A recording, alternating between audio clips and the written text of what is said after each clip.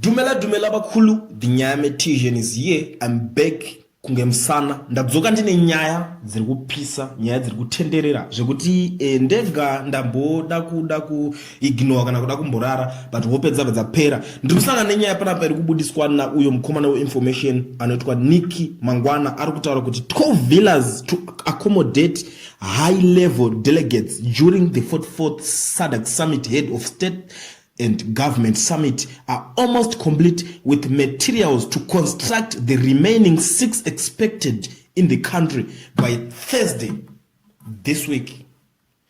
Nyaya iri kuitika pana muri Zimbabwe ndekuda so.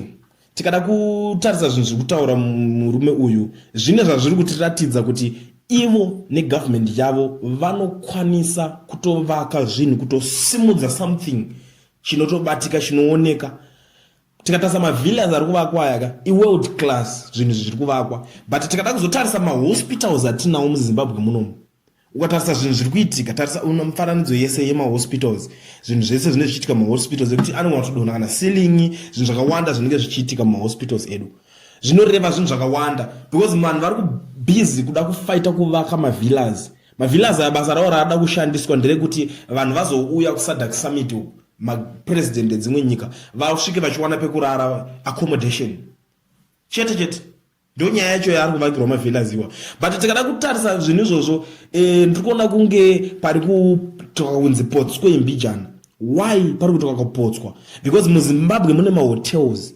Why ivo vasina kuti maguests acho angoyasvikira kumahotels like zvinoitwa kune dzimwe nyika, vombofocusa nekuvaka mabuildings emahospital? Because tikatarisa kumaternity theatre iri kwacho ndekuma 19 something nguva dzana Smith ndo paikapedza kuvakwa. Ko zvanga zvakaipei kuti pavakwewo dzimwe nyowani pozonzi idzi dzakavakwa nguva yaMnangagwa? Pane chakaipa iri kuti zvinhu zvakadaro zvizo zviitike? But ipapa problem yandiri kuona iri kuitika ndekuti vanhu vanenge vari busy vachiadvisa nemukuru vane problem yekuti vanotanga vanenge vachitya kunyatsotaura napresident chokwadi kuti zvamutaura zviri right, his excellence, but onai takaenda kwakati kwekwe takasvika tikanorara kuhotel, patakaenda kwakati takasvika futi takarara kuhotel. Kana kune kumwe kwavakaenda kune mavillas vakatoitawo kudhara, but munomu mahospitals. Because the funny thing chinoitika ndechekuti unoona kuti mumwe munhu ari kusapota ZANU-PF achitocelebrate mavillas iwayo, but aumbofoka nomurara mumavillas iwayo. Ndo chinhu chimwe chokwadi chatinoda kutoonesana. Why? Because iwo asi kuchipatara uchaenda ucharwara, anything chichatika kwauri, uchabatwa necancer, uchazoona kuti machine ecancer hakuna kuchipatara, general hospitals. Pochasvika ikoko vona hakuna, ndipo uchaona kuti huchi uyauya waipemberera uchiti Mnangagwa huchi, makausiya uchitambiswa uchiiswa pasiripo.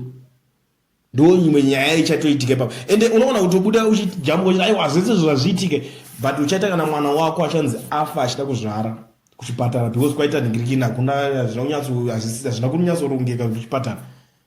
Ndipo uchadzoka uzotanga kuita sense dzako, iye anenge akatoresigna kudhara. Mamati ayo takapembedza munhu tichimuti huchi, but panga vakomana vanga vane maresources ekuti vaikwanisa kubuilda something chine musoro chinobatika. Ende chimwe chinhu futi chandiri kuona chatisiri kuda kuti tizotambisirwa nguva taakuzoudzwa kuzonzi zake investigator pakaitwa kana corruption ka 100 million kana 300 million yakazovakwa mavillas iwo akavakwa nekambani yachivha.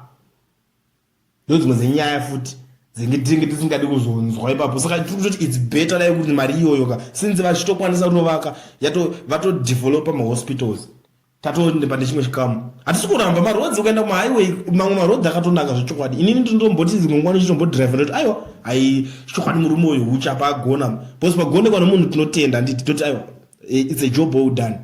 But pamwe pacho panenge pahuishurwa ngatibva taonesana futi nguva ichiripo tisatanikina because onai munhu akutoenda kunoresigna.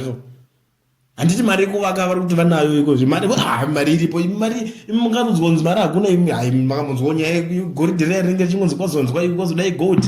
Nyaya dzedze mune makanzwa dzedze munongoona megoti mari inenge iripo apo. Pamavillas iwo ari kuvakwa unofunga kuti hakwana kuvaka matine theatre because aya maworld class ari kuvakwa. Hazvisingori zvaya zvekuvaka chinchi materials yacho iri kusvika next week kureva kuti yakatoimportwa kubva kune dzimwe nyika kuti vasvika chinovaka world class green muno muZimbabwe. Manje zvematine theatre hazvidi world class, kungoti rakomana roya zvidhina pakutosumudzwa bvunzi raiti saka patazomirira tozoisa roof nechinchi nestaff tozongoitawo masling vobva tengwa mabeds pongosvika kana ari maambulensi iwayo zvotofamba toitawo kana senyika yakaita seSouth Africa yekuti kuchipatara munhu akaenda haabhadhari mari yekuchipatara unongosvika uchingorapwa wakatoenda wakatotenda kuti maita basa ndarapwa. But anyway, varombo vacho ndo vanenge vachitoita nharo vachitokudza kuti hayi uzokutaura ndezvako nekusimudza chibhakera hansi kukurambidza kusapota ZANU-PF but ndiri kungoti ngatimboonesana navo nguva ichiripo. Mune Zimbabwe kana uchangosvika panapa I am the Nyame Tijan ndinoweka nyaya yekunge meds so gara wasubscriber wokomenda walike washare kuitira kuti next time pandinodzoka nedzimwe nyaya dzinopisa haujambwe.